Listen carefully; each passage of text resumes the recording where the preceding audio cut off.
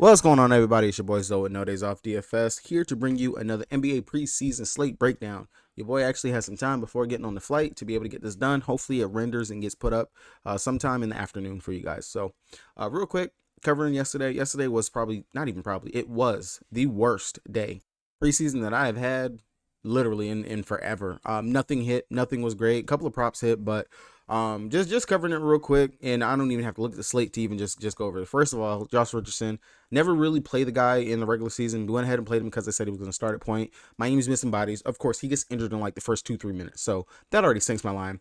Half of the value and everything was in the first, was locked at that 7:30 time frame, so it was kind of hard to really pivot and move around and change anything around. Played who is it? Asir, I think it's Asir Thompson. Whichever Thompson brother played yesterday. Played him. He's starting at point, thinking that he would actually do a little bit something. But of course, Cam Whitmore does way more and does way better than what he does. Houston Rockets starters don't even really play going into the second half. They're running out just these weird rotations, all this other crap. Then don't even get me started on Victor Wembanyama. Vic goes out there and just forgets how to play the ball. Just not even play the ball, play the game. Forgets how to walk. This man goes out there, goes 1 of 10. Doesn't even play into the second half like what he has played all preseason. Only plays in the first half. 20 minutes. 20 minutes. After I have been reading and seeing that he should have played about 28 minutes in this game and dominated like what Zach Collins was actually able to go. Oh no, it was just horrible. It was trash. Just from there, and then of course, if would have had the news right. No, oh wait. Then the Knicks, then the New York Knicks, the Knickerbockers goes out there and Brunson thinking that finally okay we get to see deep run for Brunson. That doesn't happen. So it was all over the place. It was. I mean, nailed it kind of a little bit. Tyus Jones, he did great. I know it took a minute for him to go off, but of course, if you had Jordan Poole, so with no Kuzma, you should did really well right there. It was. To say I was disappointed in the slate is not even just completely the whole story, man. I'm just completely disappointed all around.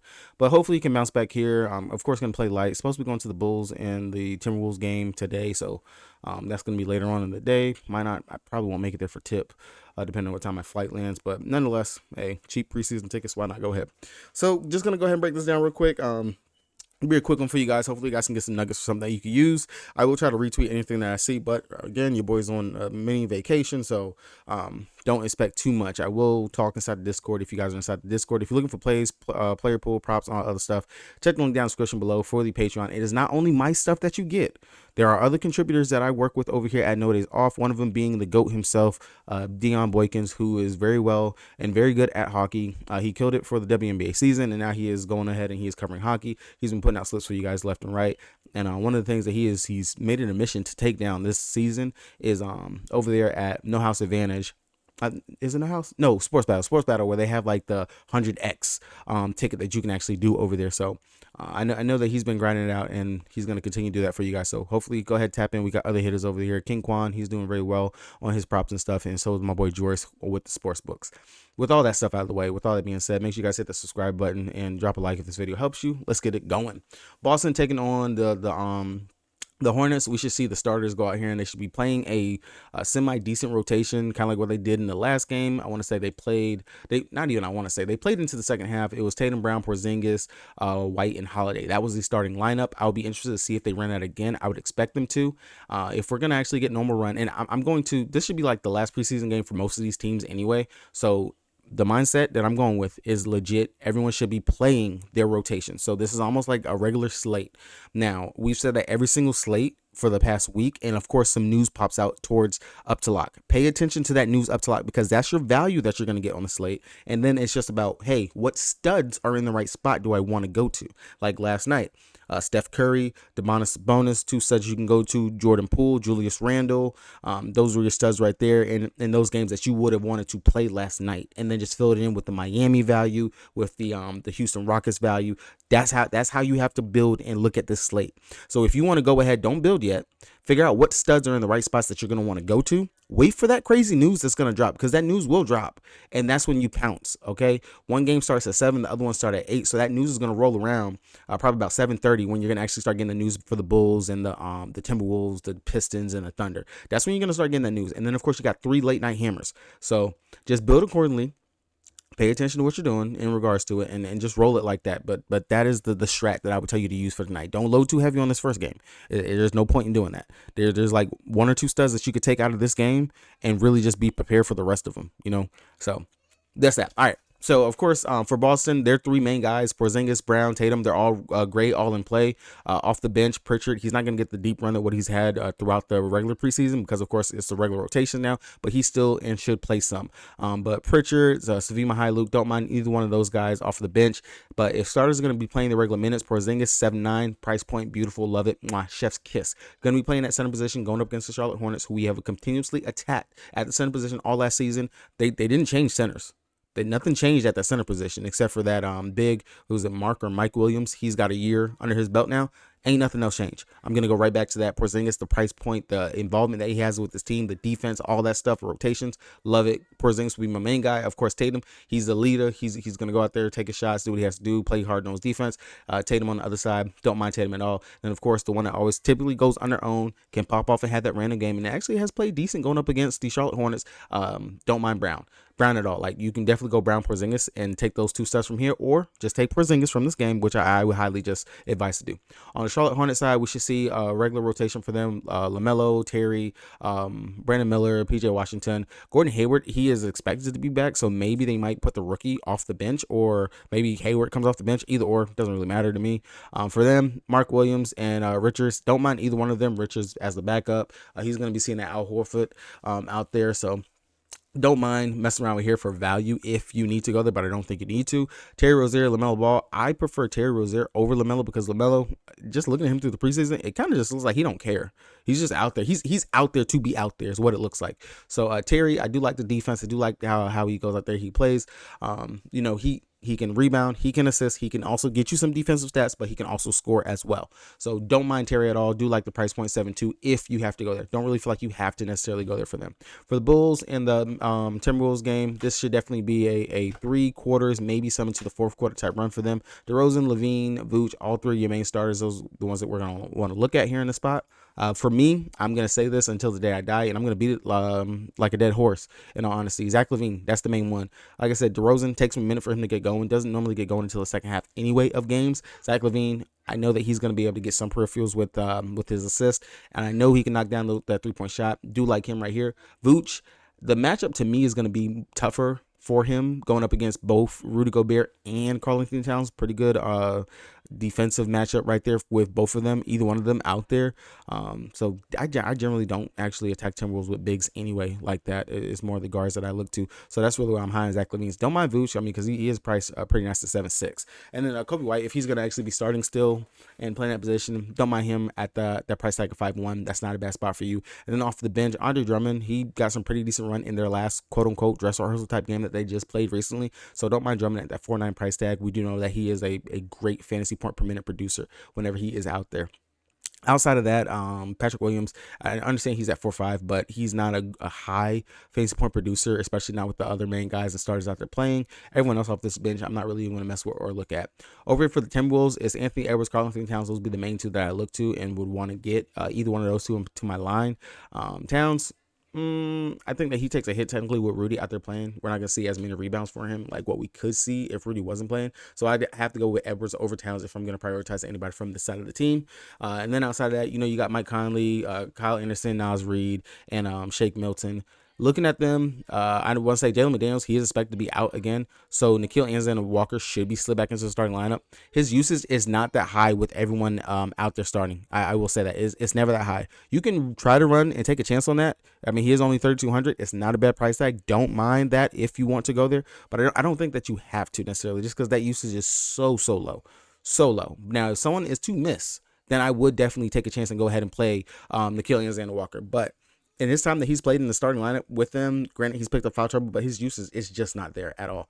Outside of that, Naz Reid, great play, great fantasy point per minute producer as always. Don't mind going right back to Naz, like I always do. And then Shake Milton off the bench, we already know he's going to lead that second unit. Dude looks phenomenal out there. Love what I have seen from him for them. For the Detroit Pistons taking on the OKC Thunder, I want to say this is their last preseason game, or I think they might have one more on Friday.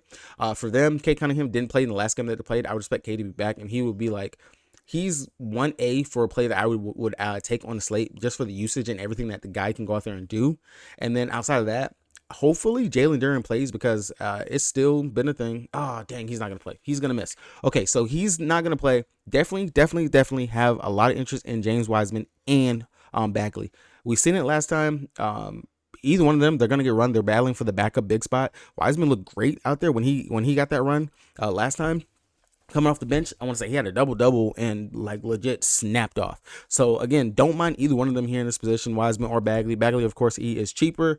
Either way, OKC, we're okay versus bigs, but still, we can still be had versus the big, even with Chet being back. Outside of that, can always look to Killian Hayes and then Jaden Ivey off the bench. Those would be some really two great plays. But yeah, it's really, for me, it's going to be Bagley, Wiseman, and Cunningham would be the main guys I would look to over here.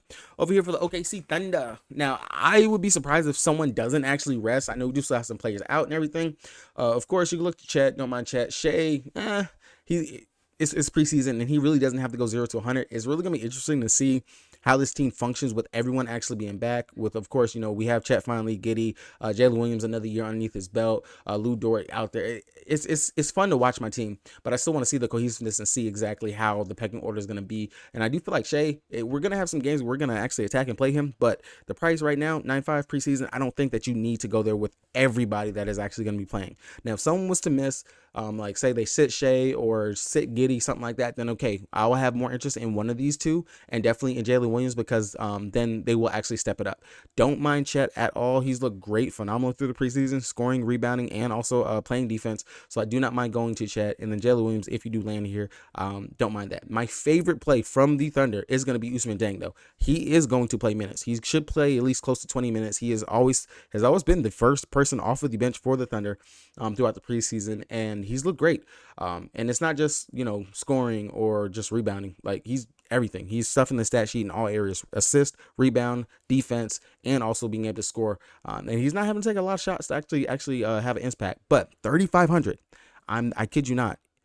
If I'm playing tonight. Even while I'm away flying in the air, I'll be looking at shit and stuff like that. But Deng is probably going to be one of my favorite values on the slate, and more than likely will have him in my line just because I know he is going to play minutes, and I guarantee he's at least going to get about 20 fantasy points, at least 20. I don't see him getting anything less than 20. And I know that he's going to at least get the fourth quarter run when it comes down to it. When they actually pull the starters, he is the first one off the bench. I love the rotations. I very high on Deng. I've been high on him when they drafted him, watching the highlights and everything for the kid. And then in the first season, I seen the potential. He reminds me, if he can get in that bag, of Paul George.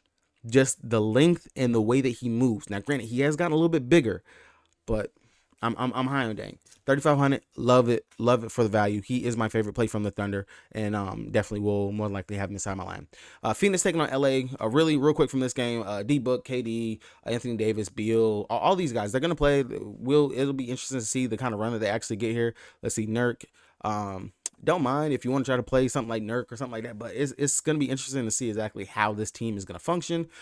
Doubt that anybody's going to play any crazy minutes, maybe 24, 25 minutes. Even same thing for the Lakers.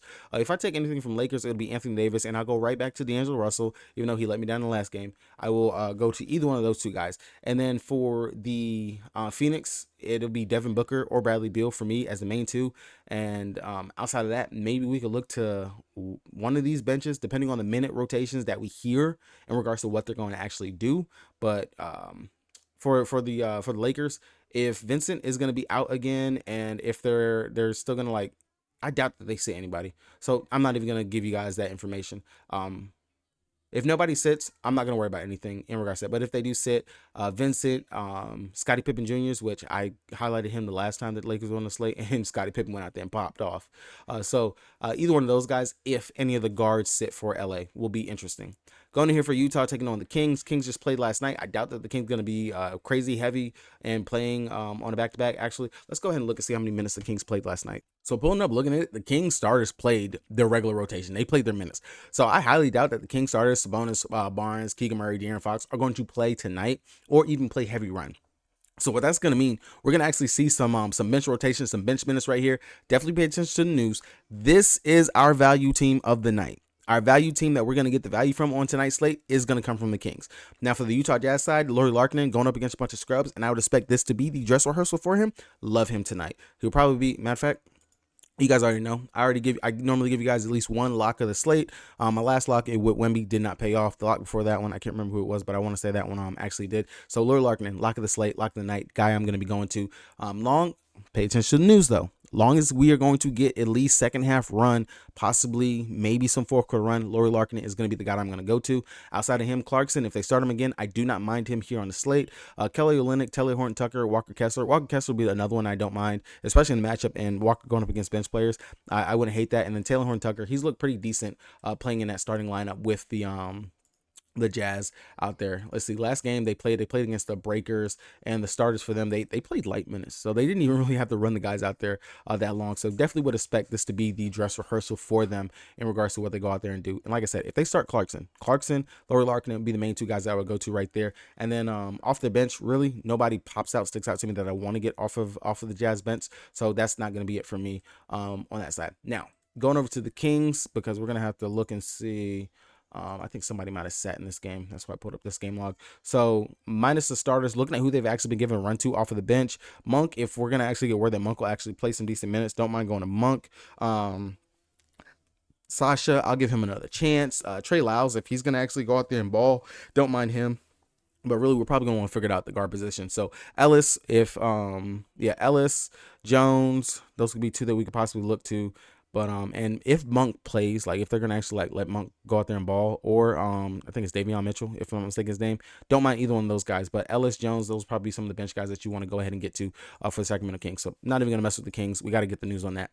For the Nuggets taking on the Clippers, they sat their starters the last game, so this should be the game that they're actually gonna go ahead and play. Should be the dress rehearsal for them. Third quarter run type stuff for them. Jamal Murray, Nikola Jokic, both of them in play. Go ahead, get one of those into your line. Don't mind at all.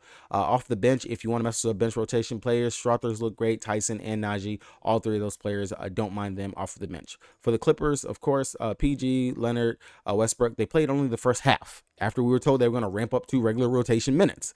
Again, more lies from coaches. So depending on what we actually get here in this spot, don't mind PG, don't mind Kawhi Leonard as plays right there. Westbrook, I just think there's some other guards that we can get to, and I don't feel like I'm going to land right there on Westy. And then, of course, off the bench, as always, Highland, yeah, he's always in play. All right, guys, I think that was a pretty decent quick breakdown for you guys. Hopefully you guys cash out. Wish you guys all the best of luck. I will be back next week to cover the actual regular of the season. Hey, somebody take something down, 5K today, and then tomorrow's slate, because I know that we got slate tomorrow. Tomorrow we're going to have a 1, 2, 3, 4, 5, 6, 7 games for tomorrow. So be really interesting to see how that goes. If I have some time to, I might be able to just look through ESPN and just give you guys some highlights or something to go over for that. But good luck to everybody. Hopefully you guys cash out, and peace.